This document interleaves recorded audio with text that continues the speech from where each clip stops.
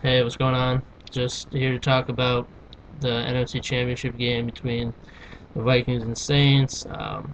First and foremost, I congratulate the New Orleans Saints for moving on to the Super Bowl and representing the NFC. Obviously, the game didn't go the way I would have liked it to go on, but there's really nothing I can do or any other fan. A lot of things didn't go right for the Vikings. 5 fumbles and 2 interceptions. Obviously, the last interception set up for overtime, and the Saints drove down the field regardless of non-pass interference or not. I mean, there's nothing anyone can do. The refs make the calls, but the game obviously didn't go the way any of us wanted it to. That is if you're a Vikings fan. Our offensive line did not protect Brett Favre very much, if at all. I'm actually surprised the man is actually still walking, was able to walk to the podium for a press conference, so that was good. Um, I don't even know. Pretty heartbroken right now, to be honest with you. Um, I've never seen Adrian Peterson have such a bad game in my entire life. I honestly am still trying to figure out why the Vikings are still even giving him the ball. Brett Favre, yeah, he probably shouldn't have thrown that ball. He probably should have ran, but that's in hindsight. And as they call it, it's a Monday morning quarterback. So that's that. I honestly feel like the Vikings were the better team. They probably should have won by at least 2 touchdowns or so, considering the fumble, at least 2 fumbles in the red zone there, especially in the first half, which set up the third quarter. And they ran back the ball to about the 40-yard line and set them up with great field position. Pretty much the Saints capitalized on the Vikings' mistakes, especially down the stretch there with the interception from Favre. Sidney Rice played a good game, but wasn't as great as the game we saw from him last week against the Cowboys. Jared Allen didn't have any sacks. We had some pass rush on him, but it wasn't anything to completely stir and breeze. Um, Once again, our offensive line was pretty horrendous, if you ask me.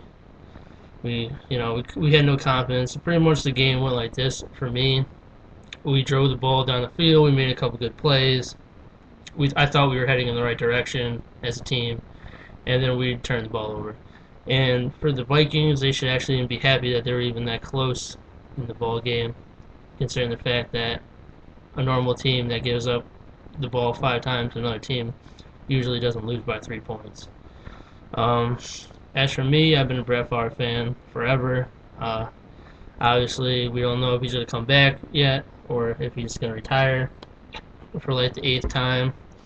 I hope he, makes the right decision for himself, but at 41, that's a lot to ask for a quarterback to take him back to this position that they were. Um, I would like to see Brett come back, but I don't know if that's possible after all the hits and stuff he took today. I think he's really going to take into consideration if his body and if he can even mentally take those kind of hits and that stress and strain. I mean, when he went down there, when he got hit high and hit low, I honestly didn't think he was going to come back in the game. He's on the stretcher there, and they were taping up his ankle.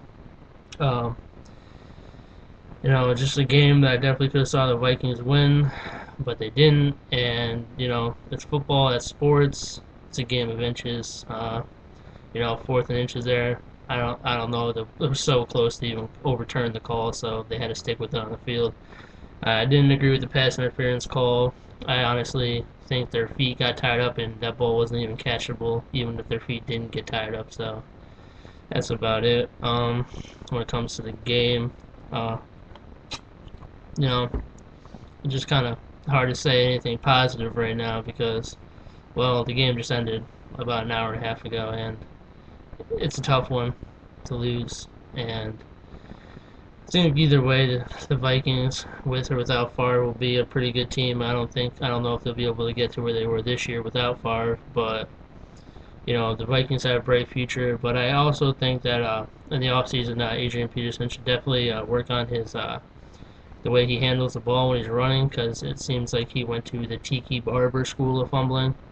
So he might want to work on that. Uh, I would have loved to see a field goal there at the end with 18 seconds. I mean, we had a timeout to burn. I don't know, maybe run the ball to the outside, maybe even a screen pass, something. But Sidney Rice is pretty much covered, and Brett Favre threw the ball a little late. So you got to give it to the defense there. They made a nice play on him. I mean, the Vikings had a chance there in overtime to intercept the ball. I mean, there was a catch there that they considered to be a catch, and I didn't think it was. But you know, no one else makes those decisions besides the refs. So that's about it. I honestly think that the Vikings beat themselves in this game. Obviously, it wasn't the Saints wholeheartedly. The Vikings definitely helped them out with all those turnovers. The Vikings definitely could have won this game if they didn't turn the ball over. Even if say they turned the ball over 3 times, I still think they could have won the game by at least a touchdown or so. Uh, Coming up for the Super Bowl, I definitely think the Colts are going to have some success, especially with the way the Saints played tonight. I mean, I don't even think they had near 100 yards total offense in the second half. So I don't think it's going to be a great game, but who knows?